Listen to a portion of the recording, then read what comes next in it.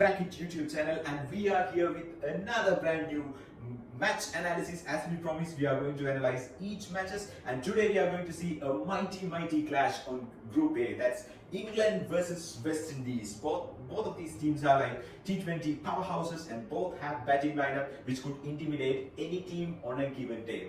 But from today onwards, from this video onwards, our analysis will be coming on a different way, where we are going to see an exact matchup between these the two teams which are competing against each other. So here we are with the analysis of West Indies versus England.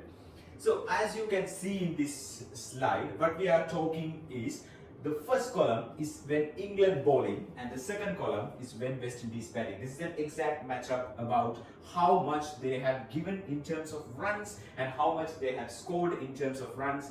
The wickets taken, wickets lost. As you can see, the interesting way is the power plays completely on balance, mid overs completely on balance, the death overs also completely on balance. The runs scored and the wickets taken, runs given, wickets taken. So this shows there is no clear winner in these two teams in terms of England bowling, West Indies batting. Is there any change when West Indies bowling, England batting? We can see how it goes. Unfortunately, or fortunately, I don't know, this seems to be pretty much imbalanced in that way also. Look at the power play. Look at the mid overs, look at the death overs. It seems to be perfectly imbalanced. So in terms of these two teams, what I can say is you can't pick a clear winner, because both of these teams seems to be score runs, lose wickets, give runs, take wickets, seems to be perfectly imbalanced. So as I told, it's a very mighty clash, and this is going to be a mouth-watering clash as well. Now we go to this interesting part about how much wickets have been lost in England overall and how much in the last 3 years. So when it comes to overall, England loses 66 of their wickets to pace, 34 of their wickets to spin. But the last 3 years, the shift and the trend has been changed. From 34, it became 40. So they tend to lose more wickets against spin. But remember, West Indies now have some stock of spin, not like the good old days. And this shows how England have lost wickets in 3 parts of the game. The power plays 72 to 28 in mid overs, 55 to 45. So in the middle overs, England lose a lot of wickets to spinners, and in the death overs, 86 to 14. So when we see this slide, I think West Indies is having a slight edge because of how we come to the West Indies side, and we are going to see how they have performed. So overall, in West Indies have lost 59 of their wickets to spin, 41 of their wickets to faster, which is like the spin is kind of troubling them more than the faster. But the last 3 years, something interesting happens here.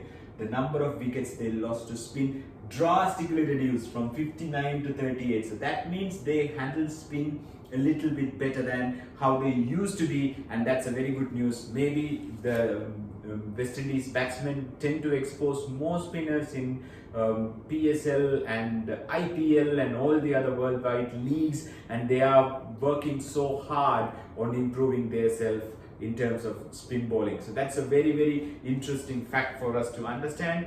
And now we see how West Indies have performed in terms of losing their wickets. In power plays, 69 to 31, reasonable because mostly the faster bowlers come on power plays. In middle overs, 57 to 43, slightly higher than England, but we have seen they are improving in terms of losing their wickets to spinners in middle overs. And the death overs, 76 to 24, even this one is like slightly higher than England when it comes to their losing of the wickets. So it's a very interesting matchup what we can see from now. Come this prediction time, because when we see the batting, it seems to be pretty much balanced on both sides. But when we dig deep into the wickets, especially the wickets lost, and that means like the bowling side of it, we can see the West Indies are improving against spinners, and but still spinners can trouble them. The big question is, because England is also having a small weakness against spinners, so West Indies can utilize that with the Walsh Jr. and other the new spinners which they are added to the group. But does England have that kind of stock in terms of spinners to trouble West Indies?